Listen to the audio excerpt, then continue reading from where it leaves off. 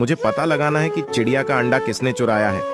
जल्दी बताओ, क्या तुमने चिड़िया का अंडा चुराया है? अंकल, मैंने नहीं चुराया है। आप चाहे तो देख सकते हैं। ठीक है, मैं अभी देखता हूँ। अरे, इसमें तो बहुत सारी चॉकलेट है। तुम सही कह रहे थे, इसमें चिड़िया का बच्चा नहीं है। अब तुम्हारी बारी। क्या तुमने चिड़िया का अंडा चुराया है? अरे अंकल, मैंने भी चिड़िया का अंडा नहीं चुराया है। आप चाहे तो देख सकते हैं। ठीक है, मैं अभी देखता हूँ। अरे, इसमें तो खिलौना है। तुम सही कह रहे थे, इसमें चिड़िया का बच्चा नहीं है। अब तुम्हारी बारी। लेकिन उसे देखने से पहले आप लोग बताओ, आपको पैसा चाहिए या मम्मी का प्यार? मम्मी को प्यार करने वाले वीडियो को लाइक करके चैनल को सब्सक्राइब कर लें और कमेंट में आई लव मम्मी लिख दें। जल्दी बताओ, क्या तुमने चिड़िया का अंडा चुराया है? नहीं तो मैं तुम्हें जेल में डाल दूंगा। अरे अंकल, हाँ, मैंने ही चिड़िया का अंडा चुरा लिया था। वह मुझे रास्ते में मिल गया।